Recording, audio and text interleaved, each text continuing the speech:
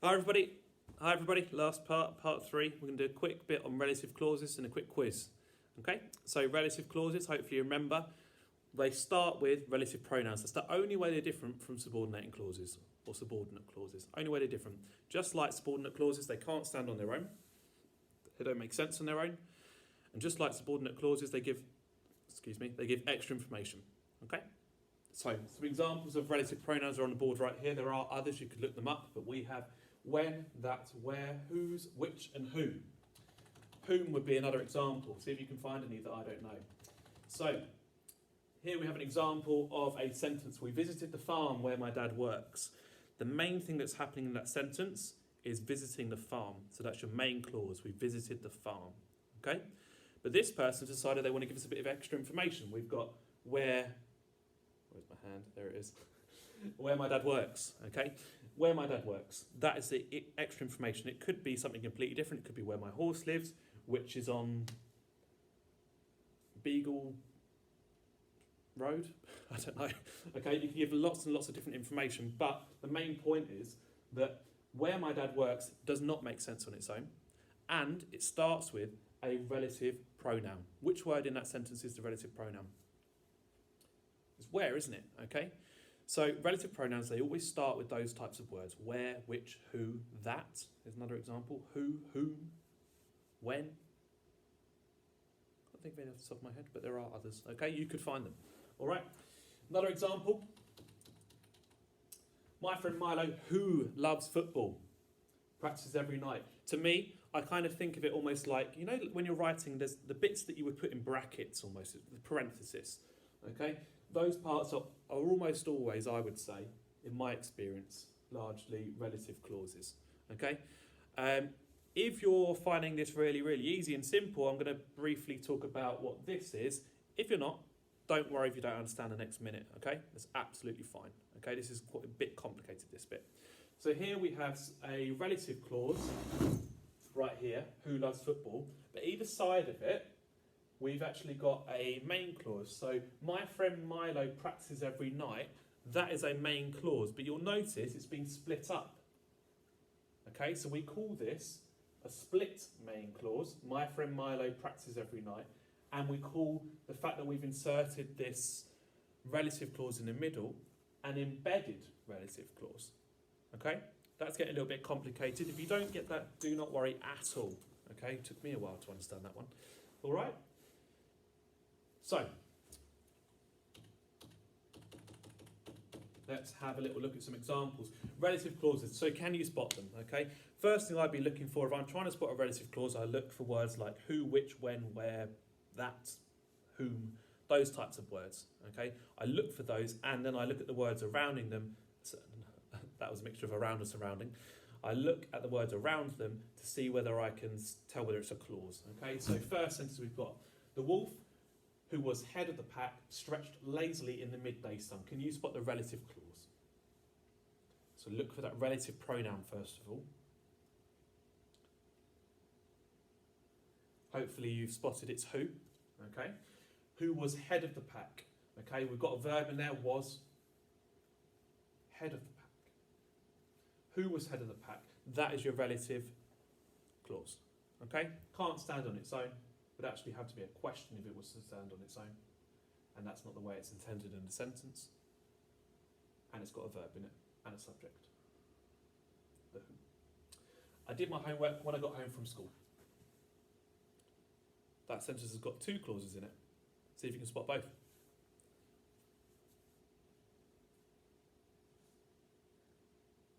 Main thing being done. I did my homework. Relative pronoun. When. Relative clause, when I got home from school. Next sentence we've got, I think it's supposed to be Beverly, but we've got Everly. Everly forgot her homework, which frustrated Mrs. Smith. Try and spot that relative pronoun. Relative pronoun, what's it going to be? It's which. Well, I don't know if you got that. Which frustrated Mrs. Smith. The treasure that Captain Sparrow found. What's the additional information? Hopefully you're starting it. Hopefully by now you're finding it's quite quick. Like as soon as I read it, or the way I read it, you can kind of tell. treasure that Captain Sparrow found was worth millions. It's that Captain Sparrow found. And the last one, the dog whose owner was at work chewed the kitchen table. Hopefully you've worked out that one is whose owner was at work. So, quick quiz. Main, subordinate or relative clause. Which one contains a subject performing a verb? These questions are difficult, so don't worry if you don't get them. Okay? This is a tough topic and it's tough for year 6. Okay? It's tough.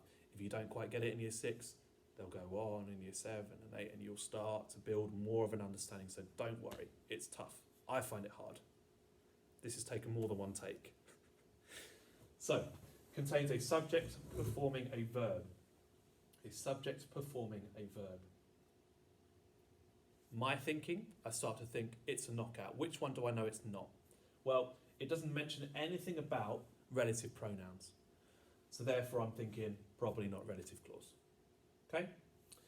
Subordinate clause, I'm thinking, well, that gives extra information. Doesn't mention anything about that. So I'm going to put down main clause for me. He says. Yeah. Okay? Let's try the next one. Can come before or after the main clause. Before or after.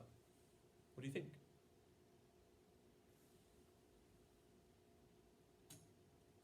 A subordinate clause can come before or after. A relative clause can't, and the reason it can't is because if you think about it, if your relative clause is something like who was 6 years old, you can't have who was 6 years old, Jane. Doesn't make sense. It would be Jane who was 6 years old. Okay? So even if you didn't know that, you wouldn't have used it in your writing anyway. Okay? So don't worry if you didn't get that. Next up, begins with a relative pronoun. Do I need to say more? It's a relative clause, isn't it? So, if you're ever stuck, my thought process when I'm thinking about this is something like this. If I'm ever thinking, is something a phrase or a clause? My immediate thoughts, does it have a verb? If it doesn't, then it has to be a phrase. If it does, then it's a clause. So if I'm being asked if something is a phrase or a clause, I've already answered my question. Then I'm thinking, does it make sense on its own if I'm sure it's a clause but I'm not sure which type? Does it make sense of its own? If it does, main clause. If it doesn't, must be either subordinate or relative.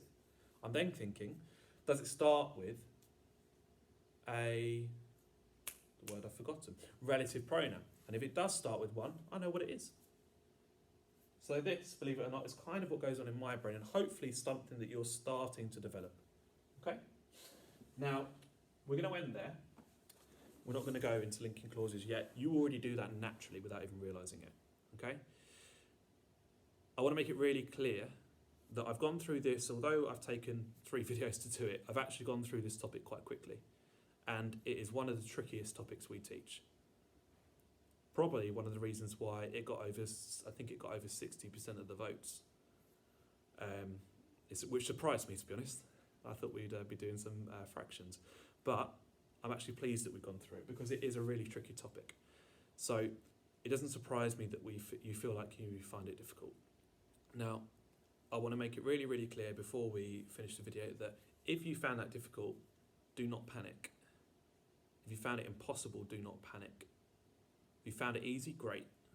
Good. You've got a good, stable understanding of language that you can use to develop. But it really isn't the end of the world if you found it difficult. Because when you come back, we can look at it. Even if you don't get to see us, then year 7 can go through it, year 8 can go through it. And you can still write, you can still be a great writer without understanding a lot of this. Okay, a lot of it comes naturally. You've been using subordinate clauses since you were in year 2, year 3, without even realising it. You've been using relative clauses since year 4, year 5, without even realising it. You've been linking clauses without even realising it. As soon as they taught you that, as soon as you learnt the word because, you've been doing all of those kind of things. Okay? So please, don't panic if you found it difficult. If you found it easy, great. If you found it challenging, fantastic.